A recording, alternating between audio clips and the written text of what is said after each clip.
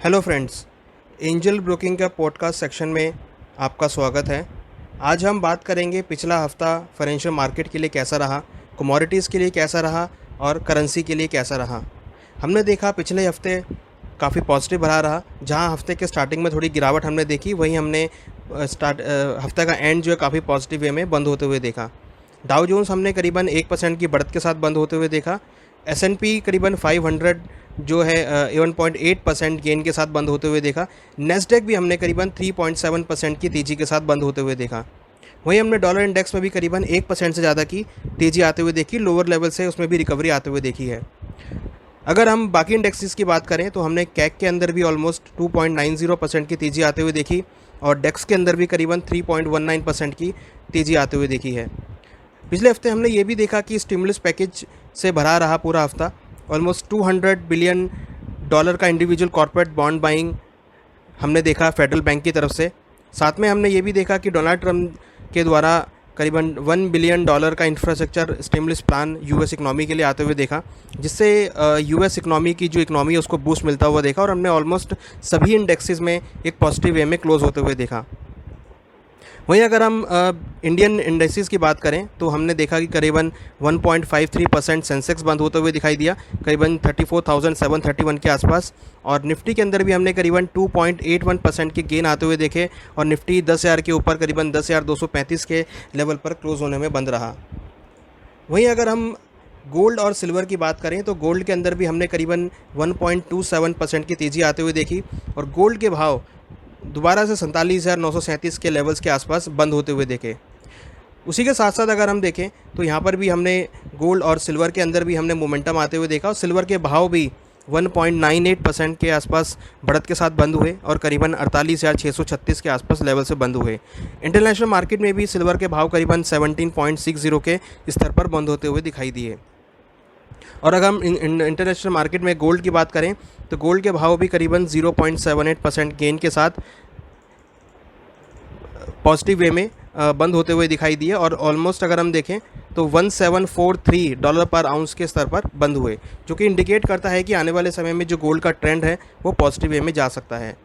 अगले हफ्ते के लिए अगर हम इंपॉर्टेंट लेवल्स की बात करें तो गोल्ड का ट्रेंड हमें पॉजिटिव लगता है और गोल्ड में नीचे सपोर्ट करीबन 47,500 का रहेगा और ऊपर में रेजिस्टेंस करीबन 48,700 मीन्स करीबन $1,770 तक के लेवल गोल्ड में देखे जा सकते हैं। क्योंकि गोल्ड का ट्रेंड पॉजिटिव है तो हमें लगता है कि सिल्वर भी उसी टेंडम में जाएगा। तो सिल्वर में एक अगले वीक के लिए स्ट्रॉन्ग सपोर्ट 47,800 रहेगा और रेजिस्टेंस करीबन 50,400 रहेगा। अगले हफ्ते भी हमें लगता है कि गोल्ड सिल्वर में एक ट्रेंड पॉजिटिव बन सकता है, क्योंकि जिस तरीके से हमने एक तेज़ी बनते हुए देखी है और जिस तरीके से गोल्ड और सिल्वर की इन्वेस्टमेंट डिमांड में इजाफा हुआ है वो आगे भी ऐसे ही कंटिन्यू रह सकती है।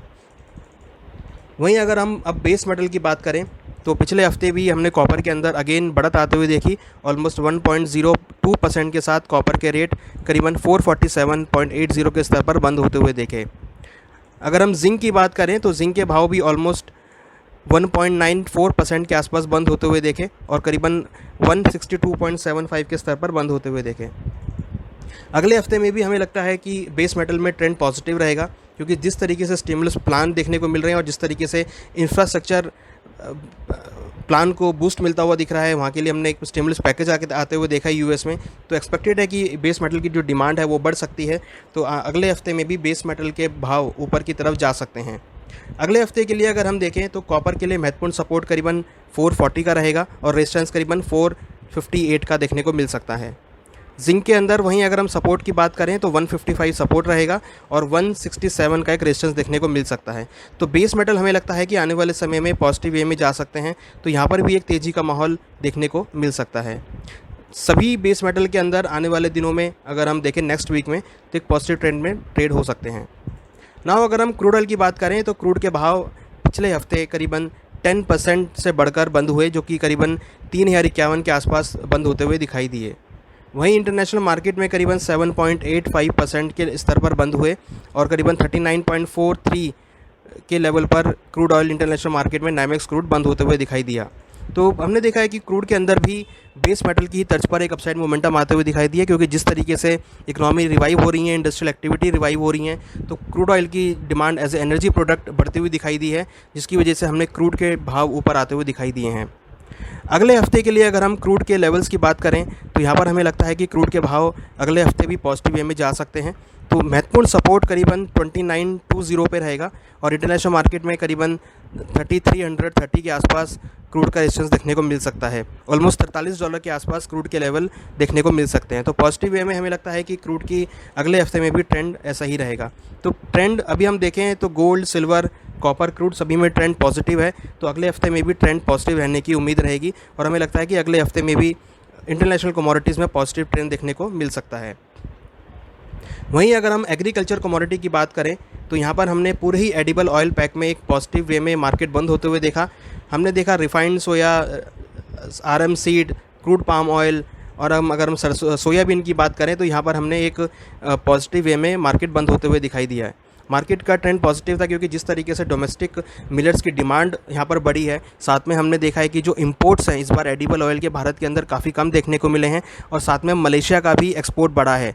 तो जिस वजह से हमने इंटरनेशनल और डोमेस्टिक कारणों की वजह से हमने पूरे ही एडिबल ऑयल पैक में तेज़ी आते हुए देखी है। हमें लगता है कि अगले वीक भी ऐसे ही एडिबल ऑयल्स में तेज़ी देखने को मिल सकती है। वहीं अगर हम स्पाइसेस की बात करें तो यहाँ पर एक हमने टर्मरिक के अंदर एक अपसाइड मोमेंटम आते हुए देखा है और टर्मरिक के भाव करीबन 3.76% की बढ़त के साथ बंद हुए हैं। यहाँ पर हमने देखा है कुछ एक्सपोर्ट डिमांड्स देखने को मिली हैं, जिससे स्पाइसेस पैक में एक तेज़ी का माहौल लौटते हुए देखा है। तो एग्रीकल्चर कमोडिटी के अंदर भी हमने यहाँ पर तेज़ी बनते हुए देखी है। और अगर हम मानसून के लेवल पर बात करें तो मानसून ने रफ्तार पकड़ी है। मानसून हमने देखा है महाराष्ट्र, गुजरात, केरला, इन सब जगहों पर मानसून ऑलमोस्ट आता हुआ दिखा है। और अगर हम नॉर्थ की बात करें तो नॉर्थ में भी आने वाले 3-4 दिनों के अंदर मानसून अपनी दस्तक देता हुआ दिखाई देगा। तो एक्सपेक्टेड है कि जब मानसून आएगा तो एग्रीकल्चर कमोडिटी में दोबारा से उठापटक देखने को मिलेगी, जो कि काफ़ी अच्छा मौका होगा ट्रेडिंग पॉइंट ऑफ व्यू से।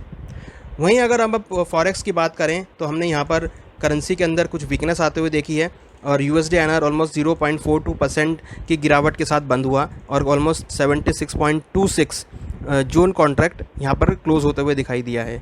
हालांकि हमने काफ़ी स्ट्रॉन्ग रेजिस्टेंस 76.4050 के आसपास बनते हुए देखा है और नीचे सपोर्ट करीबन 75.80 के आसपास आते हुए देखा है। जिस तरीके से इकनॉमी रिवाइव हो रही है और जिस तरीके से हमने इक्विटी मार्केट में बढ़त आते हुए देखी है, हमें लगता है कि जो करेंसी हैं वो यहाँ पर अप्रिशिएट हो सकती हैं। तो हमें लगता है कि USD INR में आने वाले दिनों में कुछ एप्रिसिएशन देखने को मिल सकता है और भाव नीचे करीबन 75.80 तक के लेवल को टेस्ट कर सकते हैं। आशा करते हैं आपको इस पॉडकास्ट से काफ़ी अच्छी जानकारी मिली होगी। हम ऐसे ही आने वाले समय में ऐसे अपडेट्स आपको पॉडकास्ट के थ्रू देते रहेंगे, जो कि आपको कमोडिटी, करेंसी और मेजर इंडाइसेस में ट्रेडिंग करने से हेल्पफुल होंगे।